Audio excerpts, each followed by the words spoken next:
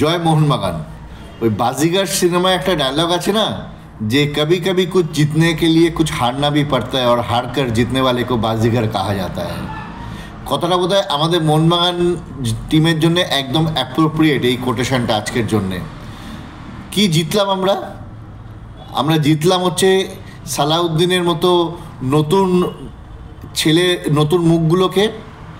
আর এই প্রত্যেক 11টা ছেলে কিংবা এই 14টা ছেলে যারা খেলে গেল, তাদের মধ্যে বিশেষ করে যে জুনিয়র ছেলেগুলো যারা আরএফডিএল থেকে এসছে, সেই সব প্রত্যেকটা ছেলে যেন এক একটা এই বাজিগার সিনেমার নায়ক। তারা তাদের জান প্রাণ লড়েছে, তারা জান প্রাণ লড়িয়ে আজকে ম্যাচটাকে হারলো। কিন্তু তারা সবাই কিন্তু এক একটা নায়ক। সালাউদ্দিন একজন নায়ক, দিবেন্দু একজন নায়ক, সোহেল ভাট একজন নায়ক। আমি কারোর কথা আলাদা করে বলবো না, কারণ কারোর নাম আলাদা করে বললে বাকি অন্যজনকে ছোট করা হবে। কিন্তু এই নতুন ছেলেগুলো, এই বাচ্চা ছেলেগুলো যেভাবে টুর্নামেন্টটা খেলে গেল, তার সঙ্গে এই বাজিগার ডায়লগটা কিন্তু ভীষণভাবে মিলে গেল। ওরা সবাই হেরেছে, কিন্তু ওরা সবাই জিতেওছে। ওরা জিতেছে মোহনবাগান সমর্থকদের হৃদয়, ওরা জিতেছে মোহনবাগান কর্মকর্তাদের হৃদয়, ওরা জিতেছে আপাদমস্তক পুরো মোহনবাগান, যারা মোহনবাগানকে নিয়ে ব্যস্ত, যাদের ঘুম থেকে ওঠে মোহনবাগানকে নিয়ে, যারা শোয়ে ঘুমোতে যায় মোহনবাগানকে নিয়ে, তাদের সবাইকার হৃদয়। ভুলভ্রান্তি হবে, ভুলভ্রান্তি ফুটবলের একটা অংশ। আর এরা তো জুনিয়র ছেলে, এরা ম্যাচ টাইমিং কতটা পেয়েছে যে আজকে এরা ভুলভ্রান্তি করবে না। হ্যাঁ, ধীরাজের দুটো মারাত্মক ভুলে দুটো গোল আমরা হজম করেছি। কিন্তু ধীরাজ এবছর কটা ম্যাচ খেললো? পুরো ম্যাচ মনে হয় এই নিয়ে 4টে ম্যাচ মনে হয় ধীরাজ খেলেছে। এই সুপার লিগের 2টো ম্যাচ, আইএসএলে একটা ম্যাচ, আর বোধহয় ডুরান্ডে একটা ম্যাচ। এই টোটাল 4টে ম্যাচ ধীরাজ এই 90 মিনিট করে খেলেছে। তো ম্যাচ টাইম তো ছেলেটা পায়নি, ছেলেটাই বা অভিজ্ঞতা সঞ্চয় করবে কি করে। কিন্তু ধীরাজও কিন্তু আমাদের এই বাজিগারের একজন, সোহেল ভাটও বাজিগারের একজন, সালাউদ্দিনও আমাদের বাজিগারের একজন, দীপেন্দুও বাজিগারের একজন, আমনদীপও বাজিগারের একজন। এরা প্রত্যেকেই বাজিগারের একজন। এদের কারোর এফর্টটাকেই আমরা খাটো করে দেখব না। আমি প্রত্যেক মোহনবাগান সমর্থককে অনুরোধ করছি, এদের এফর্টটাকে খাটো করে দেখবেন না। আর আজকের দিনটার জন্য কেউ মন খারাপ করবেন না, কারণ আমাদের কাছে এটা ট্রায়াল মেথড ছিল। আমরা টেস্ট করছিলাম, সেই টেস্টে কিন্তু আমরা সফল হয়েছি।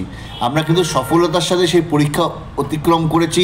আমাদের বাচ্চা ছেলেরা সফলতার সাথে পরীক্ষা অতিক্রম করেছে। হ্যাঁ, কিছু ভুলভ্রান্তি ছিল, ভুলভ্রান্তি তো খেলার অঙ্গ।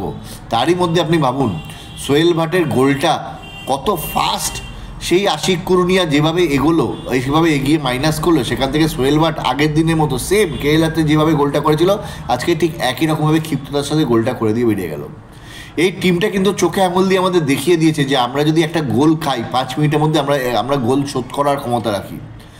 আমরা যদি গোল খাই, আমরা শেষ মিনিট অবধি আমরা সেই গোলকে শোধ করার ক্ষমতা রাখি, কিংবা শোধ করার চেষ্টা করি।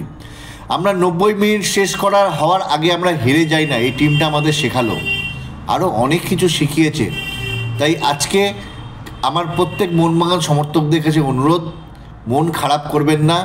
এই ছেলেগুলোকে বাহবা দিন, যাতে এই ছেলেগুলো বড় হয়ে উঠুক, আরও ভালো খেলুক, সিনিয়র টিমে আসুক। দীপেন্দু যেমন সিনিয়র টিমে রেগুলার খেলতে আরম্ভ করেছে, সিনিয়র টিমে আসুক এবং আমাদের সিনিয়র টিমটাকে আরও বেশি সংঘবদ্ধ করে তুলুক, আরও বেশি ঐক্যবদ্ধ করে তুলুক, আরও বেশি শক্তিশালী করে তুলুক।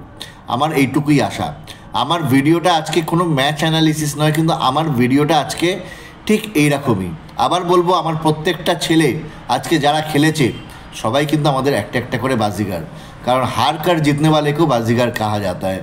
আজকে এরা সবাই হেরেছে, আজকে ম্যাচটা আমরা হেরেছি, কিন্তু এরা জিতে নিয়েছে আমাদের সবাইকার হৃদয়, আমাদের সবাইকার মন, আমাদের সবাইকার প্রাণ এরা জিতে নিয়েছে।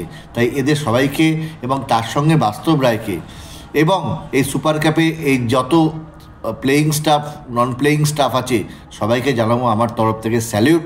এবং আশা করব আগামী সিজন, এই বছরের সিজন শেষ, আগামী সিজন মোহনবাগান আবার সহমহিমায় সেই একইভাবে ফিরে আসবে।